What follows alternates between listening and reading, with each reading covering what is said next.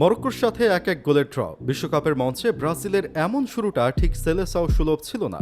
আক্রমণ ভাগের ধারহীনতা আর মাঝমাঠের বোঝাপড়ার অভাব স্পষ্ট হয়ে উঠেছিল প্রথম ম্যাচেই। তবে কান্নাকাটি করার সময় এখন নেই। সামনে হাইতি ম্যাচ, আর এই ম্যাচেই কোচ কার্লো আনচেলত্তির দরকার এক মাস্টার প্ল্যান। তাহলে হাইতির বিপক্ষে কেমন হতে পারে কার্লোর চাল? কোন কোন জায়গায় পরিবর্তন আসবে? চলুন ব্যবচ্ছেদ করা যাক।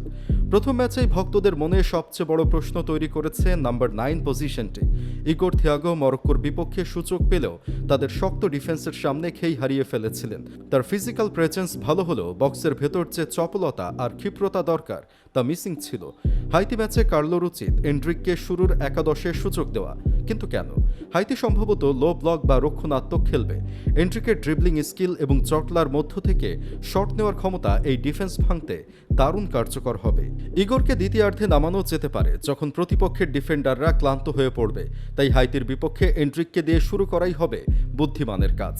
মরক্কো ম্যাচে রাফিনহা উইংয়ে বড্ড একাকী ছিলেন। তাকে শুধু লাইনে বল রিসিভ করে ভেতরে কাট ইন করা ট্রেডিশনাল উইঙ্গার হিসেবে ব্যবহার করলে হাইতি তাকে সহজেই বোতলবন্দি করে ফেলবে।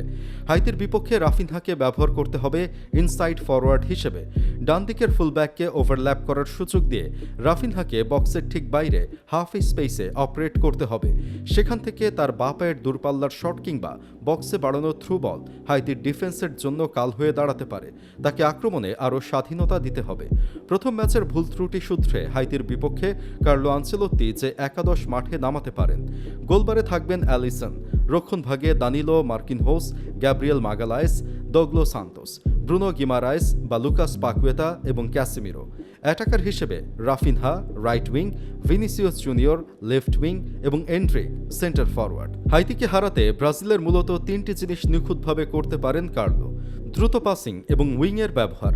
মাঝমাঠে বল হোল্ড করে সময় নষ্ট হয়তো করবেন না। পাকুয়েতা বা গিমারায়েসদের প্রথম টাচেই বল উইংয়ে ভিনিসিয়াস বা রাফিনহার কাছে পাঠাবে, যাতে হাইতি ডিফেন্স গোছানোর সময় না পায়। বল হারালেই সাথে সাথে কাউন্টার প্রেস করবে। হাইতি কাউন্টার অ্যাটাকে ওঠার আগেই তাদের মিডফিল্ডে চেপে ধরবে। অপ্রয়োজনীয় পাসের চেয়ে বক্সে বেশি ক্রস এবং দূর থেকে শট নেওয়ার প্রবণতা বাড়াতে পারেন কার্লো। হাইতি ম্যাচটি ব্রাজিলের জন্য শুধু 3 পয়েন্টের নয়, এটি আত্মবিশ্বাস ফিরে পাওয়ার ম্যাচ। কার্লো আনচেলত্তি যদি এন্ড্রিককে দিয়ে আক্রমণ ভাগের গতি আনেন এবং রাফিনহাকে মাঝমাঠ ও উইংয়ের সংযোগ সেতু বানাতে পারেন, তবে হাইতির রক্ষণভাগ তাসের ঘরের মতো ভেঙে পড়বে। ব্রাজিল ভক্তরা, আপনারা কি মনে করেন? এই একাদশ নিয়ে কি হাইতিকে উড়িয়ে দেওয়া সম্ভব?